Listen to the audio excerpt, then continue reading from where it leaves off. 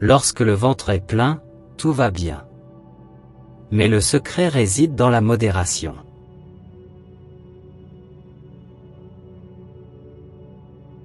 Que ton aliment soit ta seule médecine, et que la médecine soit ton aliment. Nos choix alimentaires sont la base de notre bien-être.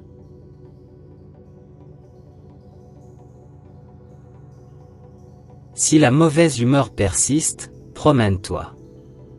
Si elle persiste encore, promène-toi davantage. La marche, une clé pour apaiser l'esprit.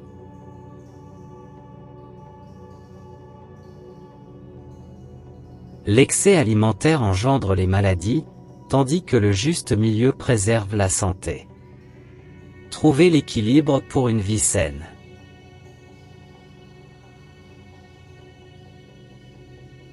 Il y a en fait deux choses, la science et l'opinion, le premier engendre la connaissance, le second l'ignorance. Partout où l'art de la médecine est aimé, il y a aussi un amour de l'humanité.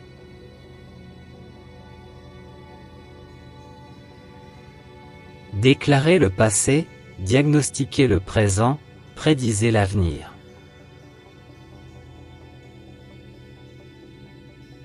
Toute excitation dans une intense expression des émotions est dangereuse, dans tous les aspects de la vie.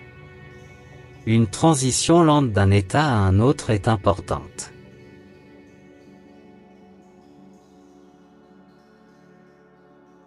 Lorsqu'on est en état de faim, on ne devrait pas entreprendre de travail.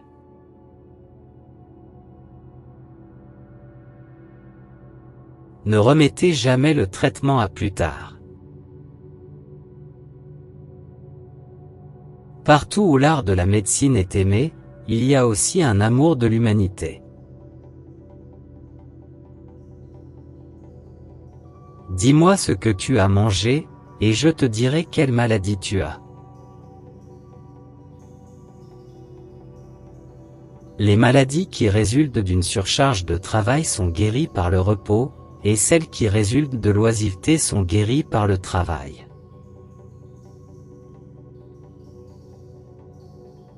Le temps contient toujours une opportunité. La force naturelle de guérison en chacun de nous est la plus grande force pour guérir.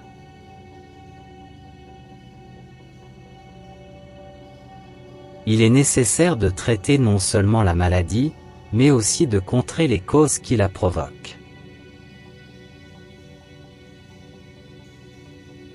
La maladie provient toujours soit d'un excès, soit d'une déficience, c'est-à-dire d'un déséquilibre.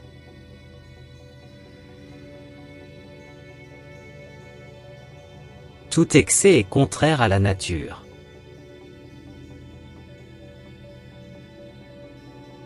Il est plus important de savoir quel type de personne a une maladie que de connaître quel type de maladie une personne a. Le premier commandement des médecins, ne pas nuire.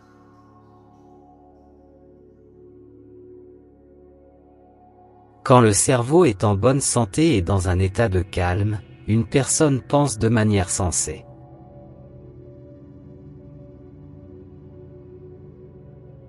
Si nous pouvions fournir à chaque individu la quantité adéquate de nourriture et d'exercice, ni trop peu ni trop, nous aurions trouvé le moyen le plus sûr d'atteindre la santé.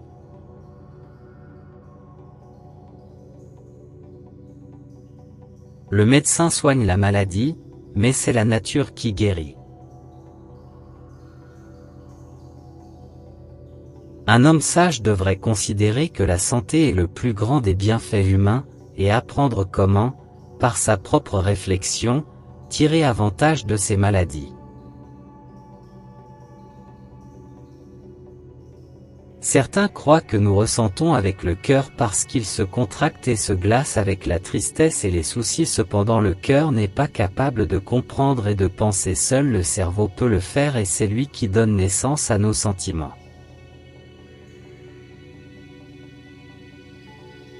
Dans le désespoir, la personne malade se rapproche de la mort.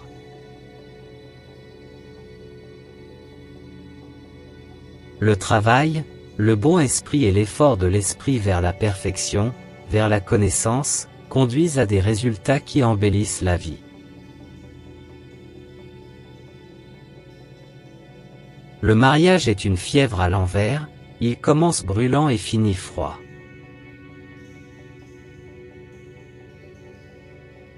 Ne parlez pas de votre maladie à quiconque, sinon vous risquez d'obtenir des conseils qui pourraient vous nuire.